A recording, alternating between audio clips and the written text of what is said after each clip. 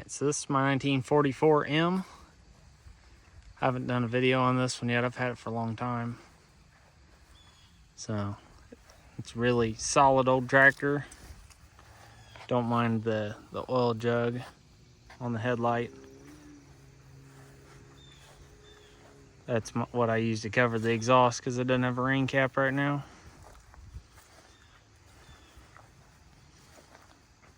We're gonna have a lot of stuff coming up on this tractor soon.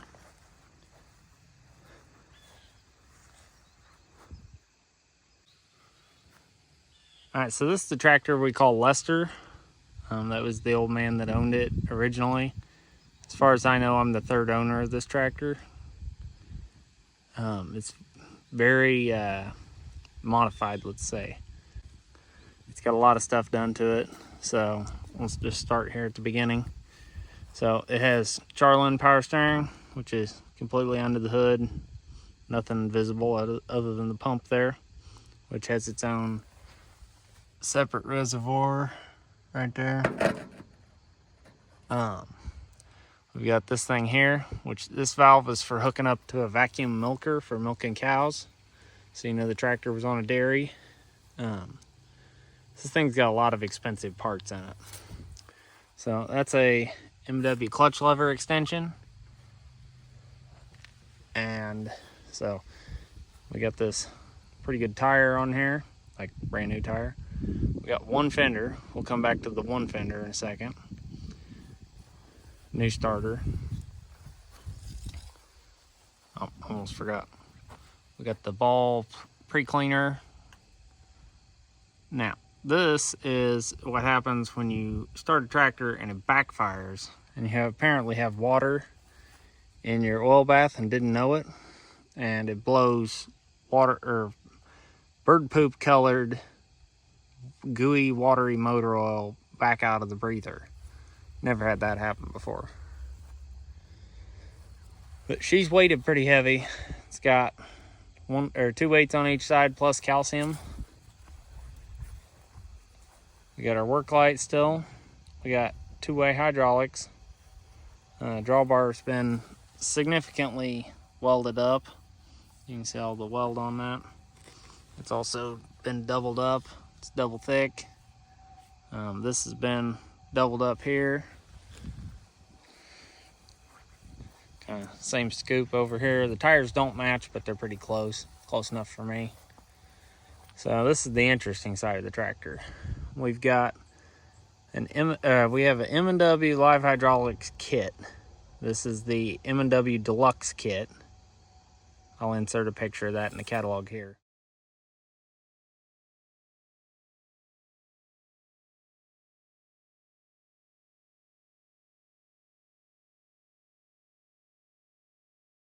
So this has got a spool valve here, the single spool valve. Runs up just like you normally would have your hydraulic rod for your belly pump. But this valve here, you pull it up, that's one-way hydraulics. You push it down, that's two-way hydraulics. Pretty simple, no rocket science to it, but it works really well. This tractor is 12 volts, so I got ballast resistor. We got an MSD Blaster 2 coil, I think it's like 75,000 volts or something like that. It's absolutely great coil. We got old International, I put these plug wires on there. These are old International Whitaker solid copper wires. They're the original thing from way back in the day. You can see the head has no paint on it. It had a recent valve job before I got it. Head had been off. New valves, new retainers, new springs, new everything. Here is our M&W live hydraulic pump. You can always tell the difference between an M&W pump and an IH pump. M&W pumps, the lines go out the top and go across. IH pumps, the lines come out the bottom and go like this. So on this tractor, they're still using the belly pump as a reservoir. So this is our suction line going to the pump, and then this is our return line going into the reservoir. So one of the things we may do in the future, M&W offered a kit to you delete all of this and put a reservoir in the belly of the tractor, a welded steel reservoir. So we may do that, or I've been wanting to delete the belt pulley drive because I'm probably never going to use it on this tractor. I've been thinking we might put a hydraulic reservoir up here. Another reason I may do that is because we're going to move the battery to under the seat. We're going to put a battery box seat on it because I have a battery box seat, and why not? So if we get rid of all this, that'll leave us quite a bit of room to put a reservoir in here, other than maybe dealing with the sediment bowl. But we can cross that bridge when we get there. Another interesting thing about this is we've got like a 400 style distributor housing, this piece here, because we have a tack drive. I have a tack that I intend to put on this tractor at some point. When I got it, I was informed that it had never quite ran right. It ran and it started good, and there was really nothing wrong with it, but they insisted there was just something not quite right. So when I got it, I started just generally going through it. I put plugs in it, checked out everything, made sure everything was good. What I discovered was this post on the distributor was like back here. So I advanced the distributor, I don't know, 20 or 30 degrees probably, maybe more. And it picked up significant horsepower. This tractor is definitely not stock. The tractor had an engine rebuild, and the phrase that was used was the engine was built. It wasn't rebuilt, it was built. And so that's referenced by, this is actually a war production tractor. I'll get to that in a minute. But it's got a late style, like Super MTA 400 head on it. It's got, like I said, that later style distributor housing.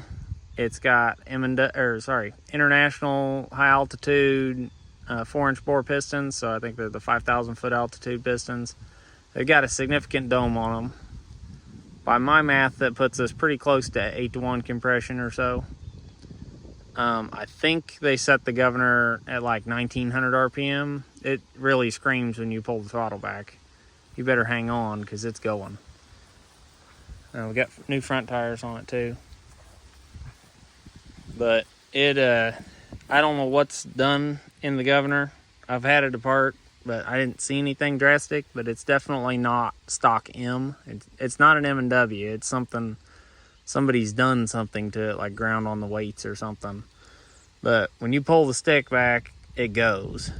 And it's very responsive. The governor's super snappy. You actually can't bush hog with the tractor because the governor is so responsive. When it slightly changes loads, it starts hunting in speed. It'll just they keep hitting the governor. It'll just rack up so fast. It just hits the governor. Sometime I'll try to get a video of it because it sounds really weird. It sounds like a pulling tractor when it does it. How they kind of lope. Yeah, that's what it sounds like. But anyway. So here's the serial number. We got FBK 97699X1.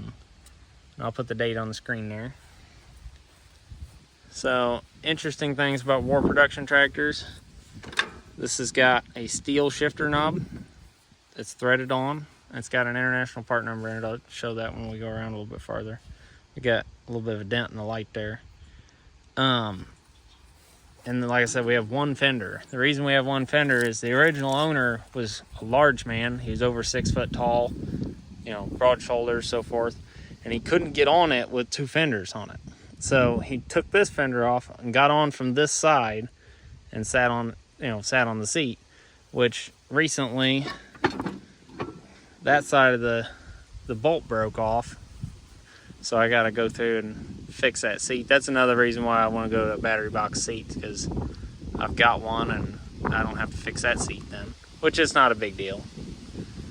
But all the axle tubes and stuff, all the date codes match. Everything's original for the most part, other than the head. But it's got all this M&W stuff. it's a really well functioning tractor. One of the few things I want to do is I want to put a friction throttle. I've got one for it. I just haven't got it on there yet. When I got it, it didn't have the pre-cleaner. I put that on there. Like I said, I want to work on the hydraulic reservoir maybe. I may not. I might leave it the way it is. I haven't really decided yet. We're going to definitely going to do those two. Move the battery box, move that. The other thing is it's developed a growl in the rear end. And this rear end's been apart before. I was told it has updated 560 wheel bearing or axle bearings in it and some other stuff that was apparently common mods back in the day. I don't know if that's true or not. I don't know anything about it. I just know that that's what I was told. So I have a 560 rear end. And if you're familiar with 560s, the shifter on a 560 and a 400, 450, all those, the shifter is like up here. Shifter comes up and jogs over and sticks up just where your left hand would be. And the housing sticks up out of the rear end about this tall and it bolts on. The shifter bolts on, okay? Now, I've taken a tape measure to these. So, these bolts are all in the same place because a 560 rear end is based on an M. So, what we're theorizing is that you can take the top plate off of a 400, 450, 560, which are basically all the same. After the TA came out, they were basically all the same. So the idea is we can take the top plate off the TA tractor. We have to use the shift forks out of this top plate on the shift rails of the other top plate. And we can put the 560 style shifter on it, which I think will be cool, just to confuse people. And it's not like this tractor's gonna win an originality award right now because of all the extra stuff that's been done to it and all the parts that have been swapped out. But I think it'd be really cool to put that shifter on there. I'm already gonna be in the rear end anyway because I want to know what that noise is. I changed the oil in the rear end last year or the year before, and some bearing chunks came out and some other stuff, but I don't know if that was leftovers from the last time it ate a bearing or if that's this time that it ate a bearing. But we can tell by the amount of wear on this pedal here. I don't know if you can see that. See how flat those are, even compared to those? There's a ton of wear on this thing.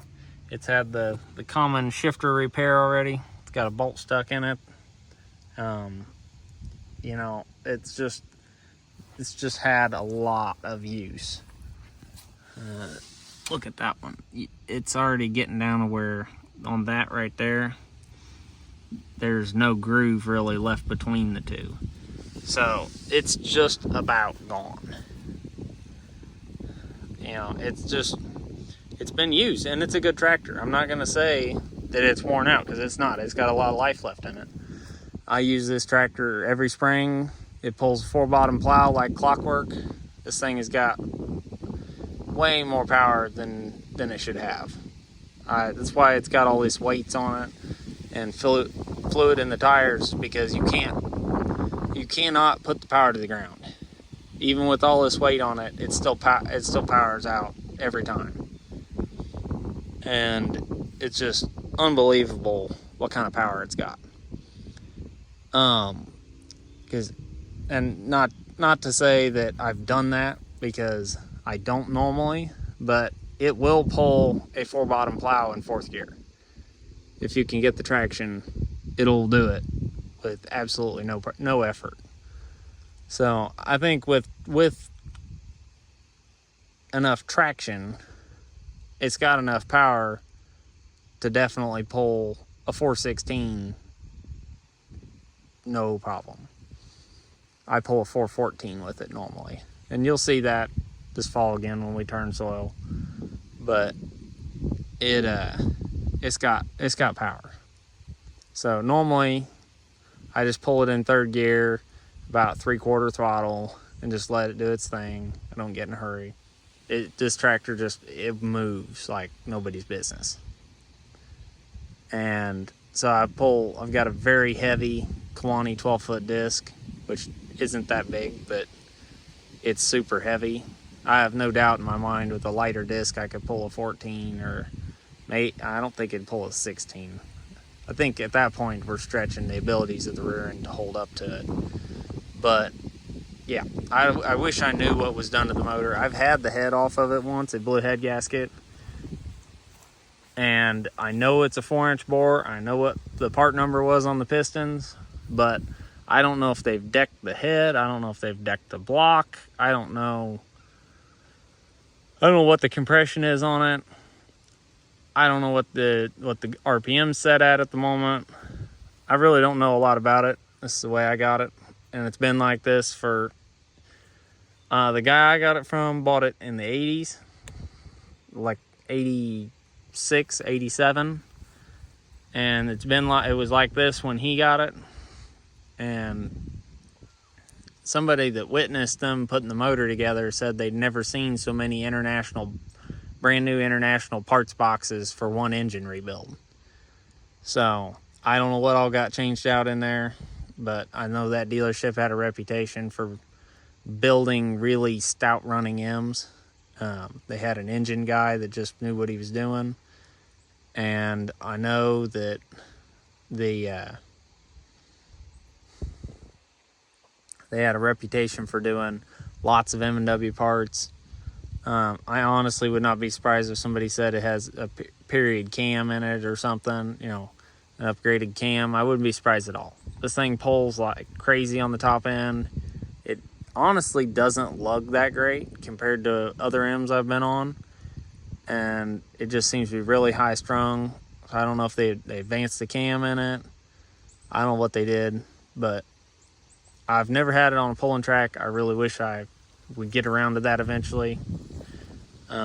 It's just our trailer is kind of a pain to haul an M on. You have to set the wheel, you have to flip the tires inside out and set them all the way in to get it on our trailer. But you know, someday we'll definitely do that and we'll get footage of it. But this is definitely I'm not gonna say it's my favorite tractor, but it's definitely my go-to, especially if I got something heavy to move. You know, if I'm trying to pull a stump or if I'm plowing, disking, anything, this is the tractor to have. It runs phenomenally, always starts right up. It needs, the list of things that it needs are getting bigger. The rear end needs work. The clutch, I'm just, something tells me the clutch has not got a lot of life left in it. The ring gear on the flywheel is shot. The starter jams all the time. I hand crank it frequently just to not have to deal with the starter jamming. It doesn't usually jam on the first time. Usually it's, you hit the starter button, it cranks for a second, doesn't start, you stop, readjust, and go hit the starter again. And that's when it jams. You gotta go real slow with it. You can't hit it and then let off and then hit it again. Well, you gotta wait on everything to stop moving, and then you'll be real gentle with it or it'll freak out. But yeah, so I also have a Schwartz wide front to put on it. Eventually we're gonna get around to that.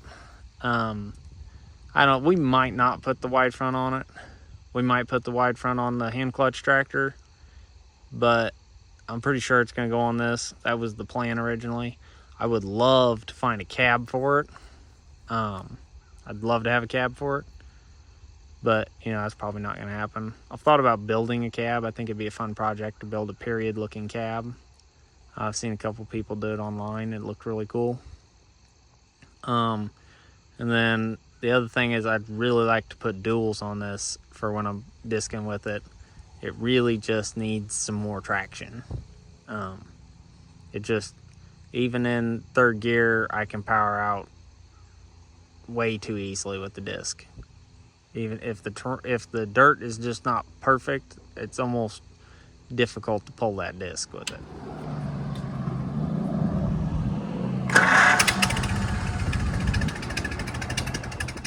Something I've also thought about doing that we may or may not ever do is I'd love to put a 450 LP intake and manifold on it. And if I got a really good deal on one, I'd love to put a 450 head on it. So definitely possible projects at some point.